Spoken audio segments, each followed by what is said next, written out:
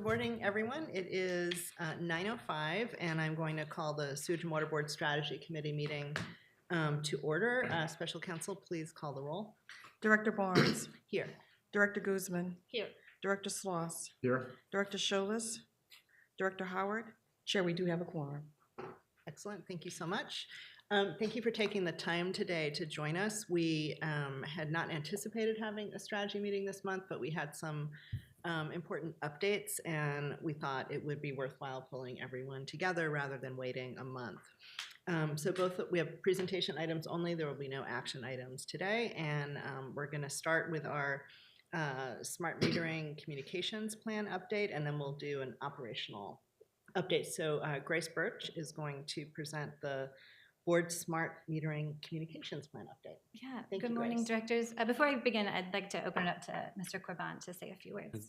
Thank you, Madam Chair. Good morning, Board Directors, and thank you, Grace. And as you stated, we will be joined by Rebecca Johnsey, who will do the second part of the presentation this morning.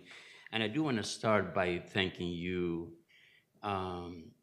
for all the feedback that you've given us and for demanding more clarity and more direct action regarding communication in general, but specific to smart meters. So I think you will be very, at least I trust that you will be very satisfied with what we bring to you this morning. Obviously, nothing is final. We're always open to feedback and insight from you and other directors.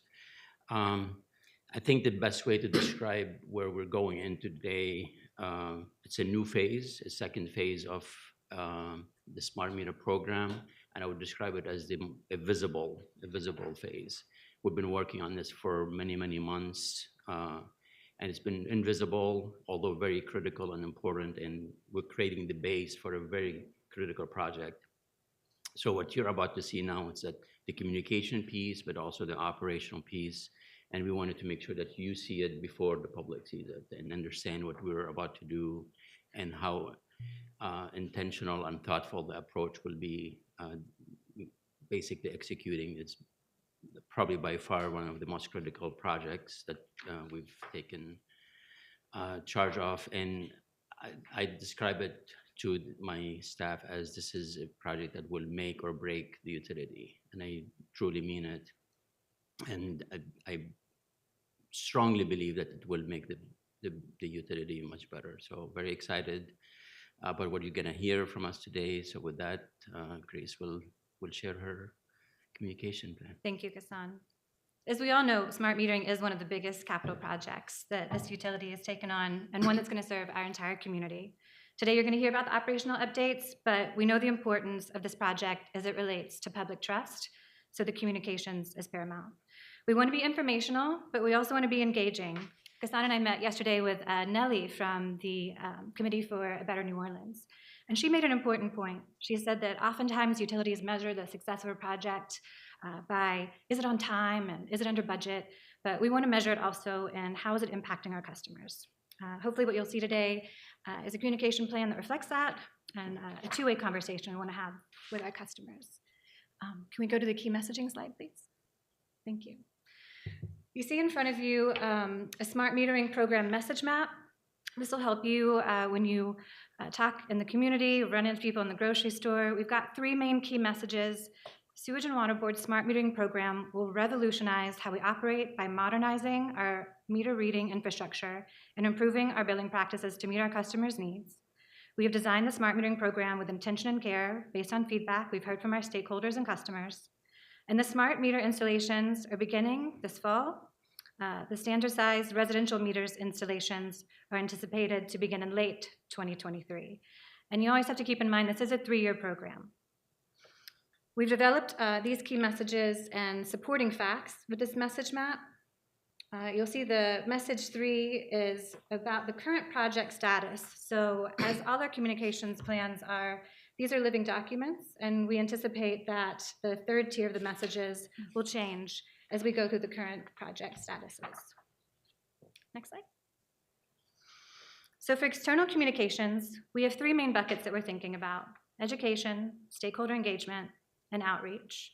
We want to educate New Orleans about the smart metering program and its benefits, and we do this by hosting standalone meetings, also public meetings, and more importantly, joining existing meetings with neighborhood associations, community partners, and so forth. We aim to keep our stakeholders informed, build those relationships, and make them our advocates for this program. And we're focused on standard outreach practices, of course, always with our print, news, and social media. I did want to say that, going back to that slide, and the point of all those meetings is to communicate the benefits of the technology, what customers are going to expect. We have a bank of frequently asked questions, the project intricacies, and the project schedule as well. Thank you, Edwin. For our internal communications, we've got a good heartbeat going monthly, quarterly, and annually. So monthly, of course, we update our board of directors, the key stakeholders. We also have 9 standing meetings with our partners. Some are here today, Jacobs, CATS, HDR. On a quarterly basis, we come to you in committee meetings. We do continuous internal training of key departments, small group touch points on changing roles and responsibility. Change management is so important in this process. And process and procedure workshops. On an annual basis, we hold technology trainings. Grace, Yes, I please. hate to interrupt, Oh. but I just want to understand, who are the key stakeholders? Oh, sure. Directors and key stakeholders. Yeah. So we'll go over that in a bit, but in the outreach strategy, we've got the stakeholders listed. I mean, those are our neighborhood groups, our faith-based groups. We're working with Bill Roussel and Bright Moments. He's identifying stakeholder groups are outside of our traditional stakeholders that are in the communications plan that you've seen. So we have meetings with City Hall and the council staffers scheduled for right after Labor Day, and just continuing updating those partners. So you're sort of like rotating updates through. Absolutely. And I even see various this, people. Okay. I mean, it could be, a monthly email update just to like keep them going, and then we can meet in person when they need to. Almost like a smart metering e-news, I'm envisioning. Okay. Thank you, Robin. Sorry about that. With all those communications aspects in mind, we've developed a robust outreach plan that aligns with the program milestones on a quarterly timeline and associated key messaging. This table shows a high-level outline of the milestones and timeline, for example, meter installations. For instance, we recently had a really successful media event on Claiborne Avenue. Ghassan hosted the TV media, showed them the new trenchless technology that we were using on Claiborne. So we see a similar model to that when we're installing the first smart meter. Once we install the meters, we want to keep engaging with our customers. Hopefully we'll gather some positive testimonials and the results that they're experiencing with their smart meters, so we can start to communicate that to the public at large to perhaps turn the perception of their billing situation. The initial outreach implementation, this is just a snapshot. We've got our internal talking points complete. It's the front page of our website when you go there. We're ongoing social media posts as we get those base stations stood up. We have a key partner and stakeholder email, again, working with our partners at Bright Moments to identify those people. And when that first meter goes in the ground, Ghassan and I will celebrate with you all with information about that. And then we've also got our press releases and media pitch. What's so interesting about the timing of this program is it aligns perfectly with Ghassan's 5 years here at the utility. So it's a real chance to be honest about the challenges that we faced, but also show customers that we've taken what they said to heart and presenting a solution. You had something? Well, it's the first one, or symbolic to the first one. Yes. I'd love to see the board there with a screwdriver or a shovel, whatever is appropriate. Or, like one or two other things we've done. Yeah. It's a good, fun thing to celebrate. And Well, I think Ghassan made a point in the beginning that this is truly phase 2, as you're saying, that we've been working on this for a while. And I love what you said in May. You said this is the most important project to happen in New Orleans in 50 years. So thank you for that. But there will be opportunity for all of us to be there and witness it, so we'll make sure that happens. Not necessarily a shovel, but screwdriver, whatever, right. Screwdriver. So where are we now? We've been identifying and meeting with commercial bodies. For instance, this month we tabled out the Louisiana Restaurant Association. We'll continue to engage with this group and other tourism-related bodies. We've also focused on property managers, homeowner associations. We continue to get on existing agendas for meetings. For instance, tomorrow, Gassan and I are going to the French Quarter Business Association. We've identified our top account users, scheduling meetings with them, not only from the installation perspective, but making sure that we meet with their CFOs to communicate the benefits of this program. For residents, they'll be invited to both in-person and online meetings, and they'll continue to see us at neighborhood association gatherings. Last night, Ron was over at the West Bank for the Aurora Gardens community meeting. And we also attend citywide meetings with Possible. We attended every single one of the mayor's budget meetings. We've attended Leslie Harris's town hall meetings. So we definitely want to meet the people where they are. Welcome, Rebecca. Some other aspects of it, just continuing the social media content, updating our partners, and then we continue to build this library of smart metering collateral. You guys have noticed like the different looks and feel that we're doing as a utility, so it's just really exciting to see that all in a library. This is just a small example of all the assets that we're gathering and continue to gather each day. So every customer is going to be touched by 2 postcards. The first says, "Your smart meter is coming soon." This will be 4 to 5 weeks out, and these are for account holders. This is the person paying the bill. In some instances, that will be the landlord. And then the second is to let people know what to expect at the actual service address. So in some instances, both the homeowner and the tenant are the same, so it serves as a great reminder. If the tenant is not the bill payer, he or she will receive this just so they can know exactly what to expect. And then later on, Rebecca is going to go over in detail the process of the installation. You'll also notice, again, with that two-way street, we have the contact information very clear at the bottom. We're also translating these postcards into Spanish and Vietnamese. Yeah, please. Sorry, can you go back? Uh-huh. Nearly estimated bills, what does that mean? Yearly estimates. That means that it's 99% accurate. There might be 1% chance that something could go wrong, and I know Becca can maybe Eliminate. talk about It says eliminate. eliminate Oh, I can't estimates. read. No, that's okay. You scared me. I was There we like, go. oh God, a typo. So but it no. makes sense now? Okay. Whew, that's okay. Hard as Leave them on. All good. All good, all good, all good. So just to look ahead, we're continuing those one-on-one meetings through Q4 of this year, continuing to partner with business organizations. For now, we're doing those 1.5 and 2-inch meter installations, and by late 2023, we're concentrating on the 5-inch residential customer, which is sort of the, for lack of a better word, the standard meter size, the normal customer. It's around this time too that the editorial board visits happen, the local print and TV media really sees an uptick. So just as the program itself is getting a slow start, we are kind of ramping up to a big communication splash by the end of the year. And to Ghassan's point, as he said in the beginning, much as what has happened so far has been invisible. We certainly not to us and the internal team. We knew we needed strong roots to have a strong program. And so all the foundation work will soon show itself in the form of fruits of our labor.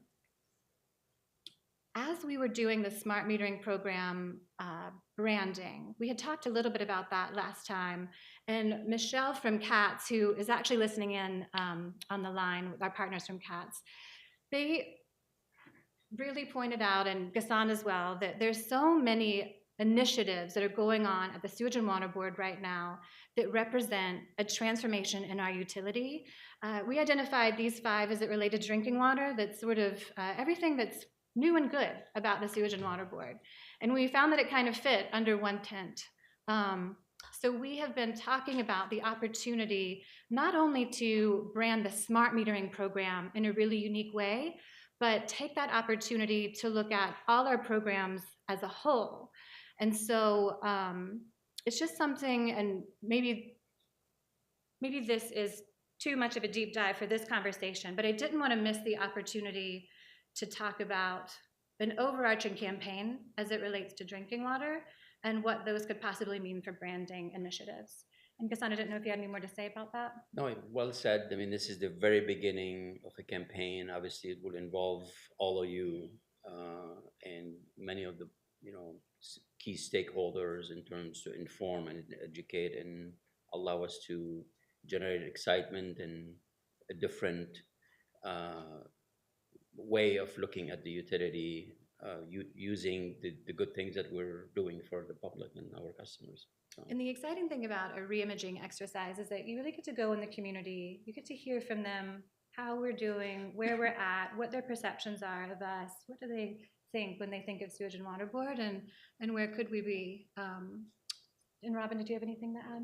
Well, just that, so one, this is very consistent with the strategic plan Mhm. and sort of what we heard and what we documented in terms of communications and having to be really proactive and not just on the defense Mhm. all the time, right? So that's one thing that's really great. I really like how you've identified these very tangible and real things that we're doing, that we have budget allocated for, staff allocated for, they're happening. They're at different stages, but Yeah. they're happening.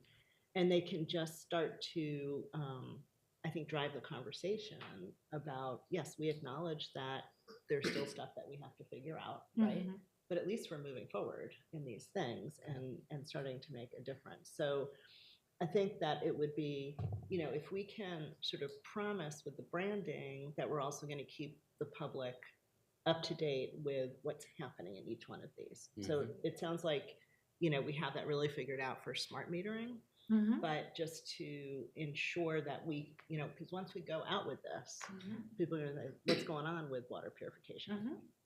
What Mhm. what was the Right. problem we had, and is it being fixed, and what are the metrics, what's the dashboard? So as long as we have that to kind of back up the branding, Absolutely. I think that could be cool. Yeah, I've had similar thoughts, and this is a question. And first of all, I agree with Robin. This is great information. For the longest time, we've been doing a lot of effort to explain to the public, all right, this is the state of the utility. This is what's wrong. But now we're coming out and saying, all right, this is how we're going to fix it. Yeah. And some items are within our reach. Others are, $1 billion mark, but this is great. So along Robin's line, are there any plans to meet with all of these different stakeholders and kind of present the state of the utility and what's been accomplished and what's next? Absolutely. I mean, go ahead, Ghassan. well, I think the simple answer is yes. I mean, we do this every day. We're out, whether it's me, Ron, anybody from the utility, we're out explaining what we're doing for a specific project. But this will make it more streamlined, more intentional, and more targeted. So And this, tangible. yes, absolutely. So more consistent. And to your point, we have to provide updates. We can just create a brand and not stand behind it and support it in the end. So, but these are awesome opportunities for us to do that.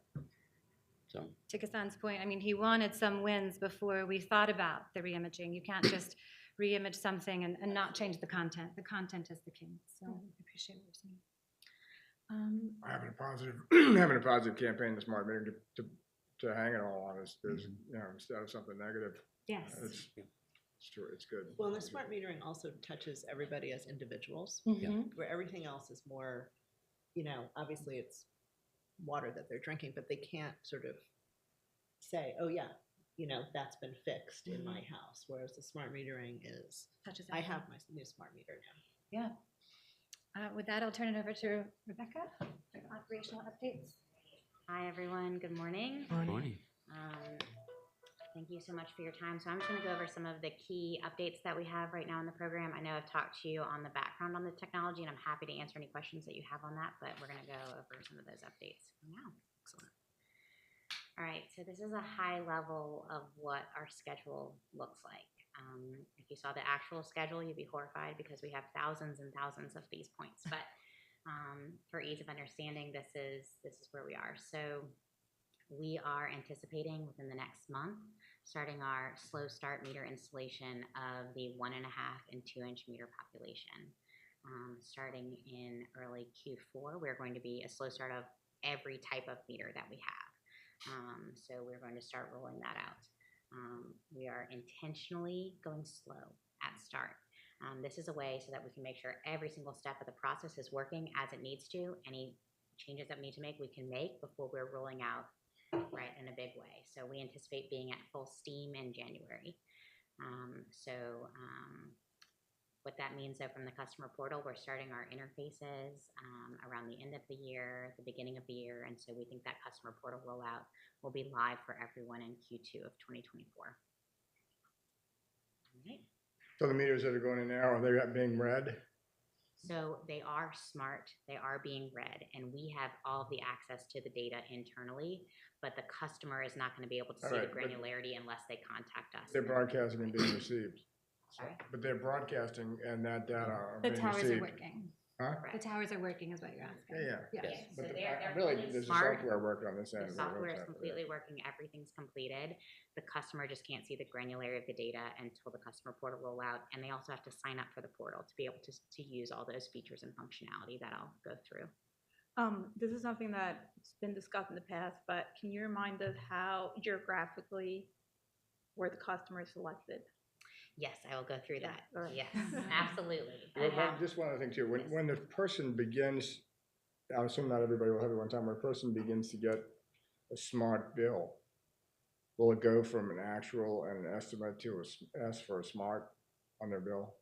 It will be actual, It'll be actual? yes. Because it's an actual reading. It's an actual read. So that will, I we'll would see change that on the that to bill. be an S.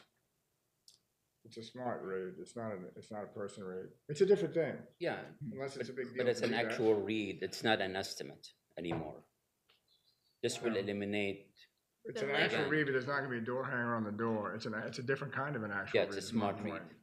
What? It's a smart It's a read, smart read. I hear what you're saying. yeah, we Yeah. understand. We So can no, say- yeah, Yeah. mine's Yeah. being read smart. It's not just an A, it's an S. Mm. I got you, I hear you. It can't be hard, is it? We will definitely look at that. No, if someone says, you meter read the smart way or you get the actual way? So I'm getting smart, I got that on mine. You're right, that part of the branding, right? This is Yeah. a new way of sending you or processing your bill. So somehow we'll identify that. Yeah, Use an S. Odd. footnote, focused lost I'm lady. serious, I don't do that. Yeah. I agree. Okay, so you'll see this graphic a lot. This is how we talk about smart meters and the technology. One of the great things about one of our designs is we were able to use a lot of existing infrastructure, specifically our water towers that are located throughout the city, to put up our network infrastructure, those base stations, the ones that are taking up the reads. So when you look at our work streams, we break it up into these 5 areas, and that's kind of where I'll talk to you about our updates. So the first one is information technology. These are the integrations that it takes between all of your different software platforms. In these type of programs, these are data-driven programs, and so this is always going to be one of your most difficult and your critical path. It's very complex. We have an unbelievably amazing team working on this from many different partners to make sure that all of these integrations go seamlessly. So for the meter installations, we have 5 key interfaces that are required to start putting meters in the ground. All 5 of those interfaces to collect the data have been completed, and they're right now in user acceptance testing. So what that means is we are going through each piece of the puzzle when you put a meter in the ground and making sure that every single thing works and we have no data flags on any of our integrations. So after we have that completed, which is scheduled to be the first week of September, all of our interfaces, all of the reads, everything is working. We're getting all of the information internally, all of the information required for billing, all of the integration for our meter installers, everything is working as it needs to be. So after that, after we start getting meters in the ground, the next few integrations start with the customer portal. And again, for the customer experience, they already have a customer portal. So when they look at what that translation looks like to them, they're not necessarily going to say, hey, this is a totally different interface, because it's going to be the same path to get to that customer portal. So yes, while we're going to be changing the functionality and turning on all the bells and whistles for the customer, it's not going to be some huge roadblock difference for them. If that makes sense. Okay. So this is showing graphically what the end design of our network coverage map will look like. As of now, we have 10 of the 12 base stations completed. our 11th base station at Nishud Water Tower is scheduled to be completed by the end of the month. And then we have one final monopole that needs to be constructed in Gentilly, and then that would complete our network coverage. But you can just see how incredibly robust our reads are. So 95% of our meters are read by 3 base stations. I mean, it's incredible, right? So the redundancy in the system and the redundancy of this technology, how it was designed, is fantastic. We really don't anticipate having any issues with getting the data. There's a lot of granularity, a lot of repeatability on all of that data. So not only from a network coverage standpoint, but you've got all of the storage capacity in the base stations and the storage capacity in the meters themselves. So it's really great technology, and this kind of visually shows you what that looks like. What about the individual meters? What's their life cycle and what can make it fail? So the individual meters, each individual meter that we receive is factory tested. So we already know for accuracy. So based on their warranty, the accuracy is guaranteed within 1%, 1.5% for 20 years. The battery is also guaranteed for the 20-year life cycle as well. So with anything, there's going to be a failure rate. It is so minute that it's less than we currently change out in 2 weeks with the meter shop for its lifespan. So we'll be monitoring all of that, and all of the technology gives us instantaneous updates and alerts. So if there's an issue with the battery, if it's been tampered with, if something's not reading right, if something doesn't look right with the technology side, we get all of those alerts. So as well as all the alerts for just how the water's being used and what that looks like, we also have all the alerts for the health of the technology. Okay, so you have like a map that states, hey, these meters are down, they're not working, we're not getting a signal. Okay, gotcha. Yeah, and so there are all these dashboards that we work with on our side for the different groups, right? So if you're talking to the meter shop, they need to know about the health of the network and the health of the meters. If you're talking to customer service, they're going to need to know different things, right? What are your high consumptions? Where are your potential pipe burst locations? Things like that. Same with the networks group. Maybe they're looking at the pressure maps and your pipe burst locations and many things like that. So all of these screens with these alerts and this information is configurable based on who needs it.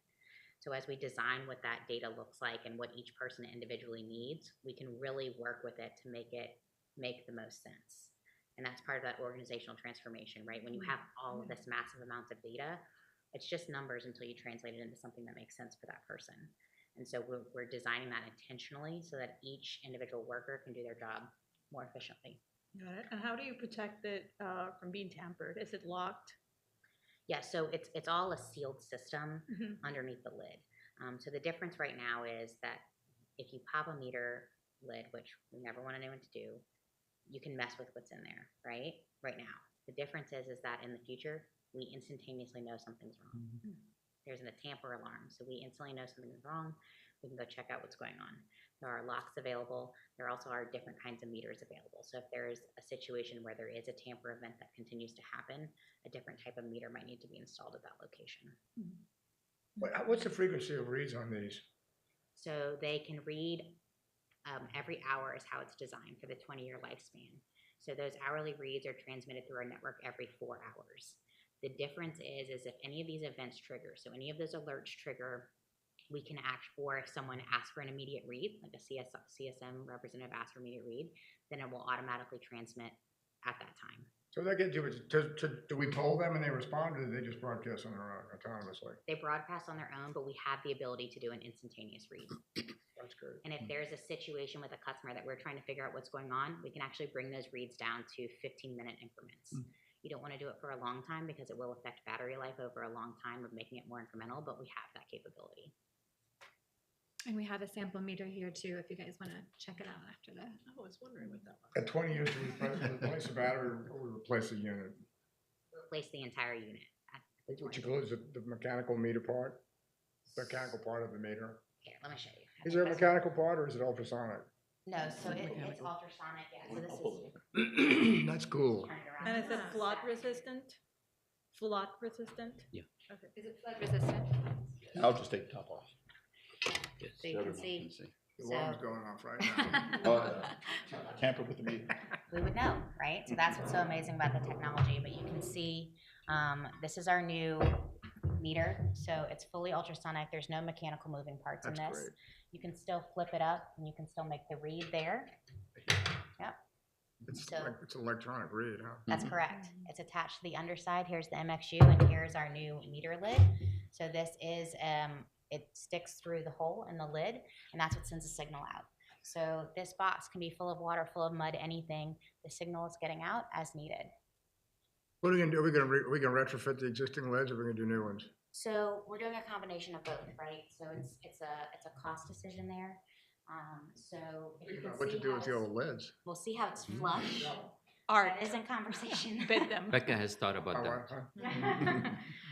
So you can see how it's flush. That's a recessed design. So they come from the factory like that. So you can see it's totally flush. You don't have a tripping hazard. So that's going to be the design for all of our meter boxes that are in concrete or in driveways. If it's in grass, we have the ability to drill through the existing lids and it will stick up just incrementally more than that. So we're not going to put that in areas where people are walking because we didn't want it to be a tripping hazard. That's very cool. Mhm. Ultrasonic's Fascinating. great. Yeah, it's really Oh, one last question. This is going too much into detail, but is there any conversation with code enforcement or any code in construction to mandate that this goes in a specific part of the house? Oh, so Is there a desired location, and can you regulate that? That's oh, really my where the meter question. box Yeah. goes? Yeah, so let me show you, and I'll jump forward so I can Let's kind of get give you a Utilizing the current location of Right. the meters. Okay. Yeah, so Not I'll changing answer it. that question. I think it'll help you see what it looks Okay. like soon. Is that what you're asking? Yeah, I mean, if there's a way to regulate, like, there's a specific space that needs to be designated for the Oh, meter. for the Yeah, new that could be ideal. construction? Yeah, Yeah, because or remodeling. so right now, based on the year that it was put in, Mhm. some are in certain locations in proximity to the property line, some are in different locations. And when we change what those sidewalks look like, that's why sometimes they're in sidewalks, sometimes they aren't. Mhm. So we are looking at standardizing where that placement will be for our new construction locations. Yeah, and for permits, I mean, I can think of multiple houses that they're in the grass, Mhm. and if people want to build a driveway or something, there needs to be some sort of protection. That's what I meant. Oh, yes, Yeah. yes, definitely. So these are all going to be cast iron lids, so we're not changing the material per se, and so we're not concerned with the strength because it's already there. But I agree with you. I think we need to look into that. Yeah. Yeah. Okay.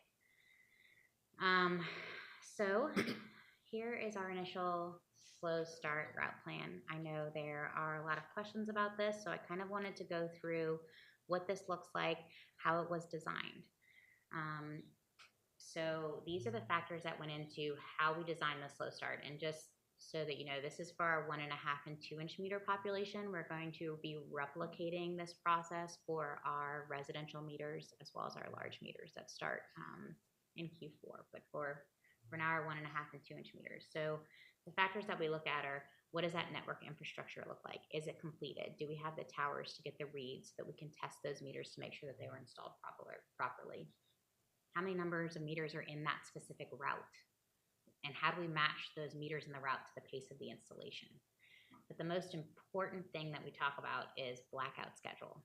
So what that means is we are designing the program around our current meter reads and billing operations. So we don't want to change the current operations and how they're doing their job until we can design the installations around that. And so it basically means if they're going to be in the area, we give them a buffer zone, and then we give a buffer zone at the end of billing to make sure that we're not in the area in case a reread is needed, anything like that. So when we designed what these routes looked like, there was no demographic information at all. It was just a number. And so it was just purely an exercise in those factors, with blackout schedule being the first, and then we went down the line. And then after the fact, we mapped them all to see where they were per district, and we wanted to then look at demographics to make sure it was equitable. And so you can see the distribution for the end of the year and how it goes in each district. Pretty Any evenly questions? spread. Yep. Okay. Okay, so now I'm going to take you through what our installation looks like and what people can expect when they are showing up. So first, your installer is going to show up. You're going to knock on the door. They do not need to come into the home. Then they're going to see if the water is in use. If it is in use, they're going to come back and install it another time. If it's not in use, they're going to turn off the water. They're going to change your meter, and then they're going to turn the water back in service, and then leave a door hanger, let them know what was there and how to get more information on the technology. How long will the water be off? So for your residential customers, it's going to be off anywhere between 15 and 30 minutes. Oh. And they'll knock and let them know that that's going on. From some of your commercial customers, some of your larger meters, which can also be residential, size doesn't necessarily mean functionality. They can be anywhere from 1 to 2 hours, and they would let them know that. So let's say an installer shows up, it's a restaurant, it's lunchtime, that's not when they're going to be doing it, right? So they'll work with them to reschedule another time to come back. And again, for most of our customers, our residential customers, they don't need to be home. And if they're not home, they're not disrupting anyone's water use. So it kind of works out for everyone. So I think this is the question that you were asking in regards to placement of the meter. So this is just a graphic that shows you a different way of how this meter box that you're seeing and how that fits into the overall structure. So again, we use mostly existing infrastructure for our base stations and our network configuration. Our water goes through our transmissions mains, then it goes to your service line. That is the utility service line until it gets to the meter, and then it becomes the private service line on the other side of the meter.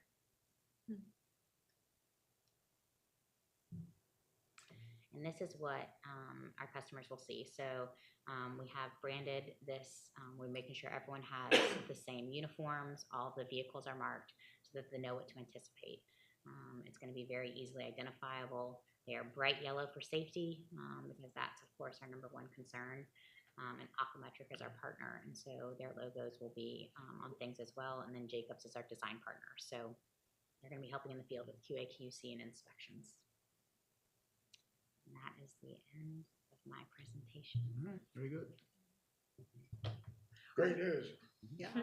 Great stuff. I just want to point out, Rebecca, that POCO said this is the most important project in New Orleans, 50 years. So this makes you the most important person in New Orleans. So no pressure. But I just want to thank you for such a comprehensive report, which really it's more about the work that you've done. Because you're just like looking at it from every possible angle. And part of that is like compliance and technical stuff, but part of that is kind of how are people going to experience this? Yeah, well, I have to And- say our team. Yep. I mean, they're knocking it out of the park. It's amazing what everyone's doing. Everyone is coming, and they're like, they know how transformative it is. So when you call someone and they're wanting to jump in, you know, this is their friends, their neighbors, this is transforming how we can do business. I think everyone's really excited, and it's amazing what everyone's brought to the table. And we were just saying before, this is a project that touches people in their homes, right? So it's just a little bit different from how we think of kind of overall system stuff where people don't always feel connected to that. Yeah. And this is something where there's going to be someone like outside their house working on this, and there's going to be like a scheduled date, and they're going to realize the impact pretty quickly. Yeah, I think it's really exciting.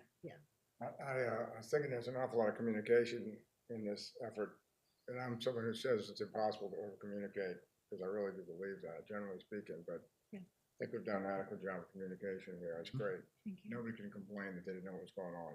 Yeah. So they didn't pay any attention. So, exciting stuff. What about the old meter tops? You ought to sell them or auction them or do something with them. I bet you people buy them So we have talked about that. or melt them. Steel's high right now, right? Iron. There is a scrap price for different metals, and that's a potential, but we are trying to optimize the use of the crescent lids. People love their crescent lids. They want them in their front yards. So that's why we designed the new lids that we're buying to have the crescent. We want to make people proud of that water meter that's been, you know, a symbol for New Orleans for so long. And so we are optimizing the use of this. We want them there. We want them out in the public.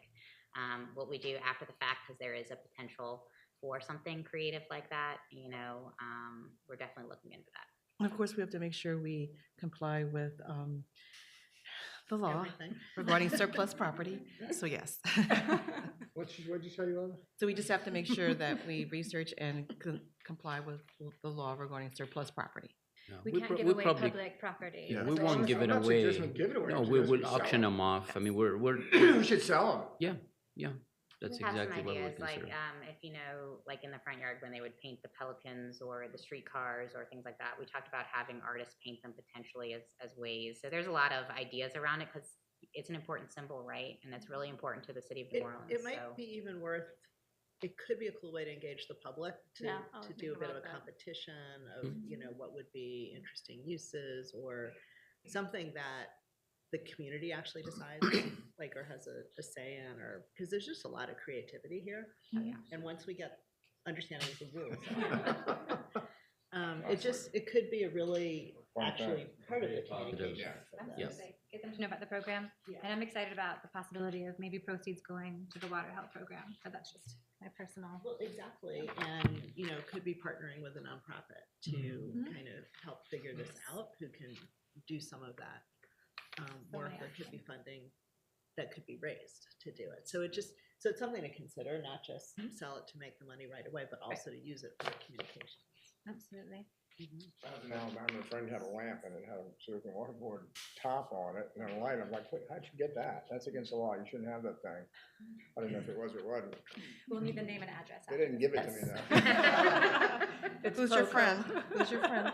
I was gonna recover it for it. We could but- have an amnesty, Exactly. where everyone can bring in their illegal. And no questions No asked. questions asked. There are 140,000 of them, right? Something like that. Well, some have been replaced, right? We have 136,000, but they're not all your Crescent design. So you're going to Right. have a lot that are just just water at the bottom, SWB water. Yeah. You have some that look like an old record. A lot of the ones actually, when you walk around right here, you'll see they look like a record with the concentric circles around it. So we have designed though in our SOPs, how do we handle these lids to make sure that we are optimizing that design as much as possible. Cool.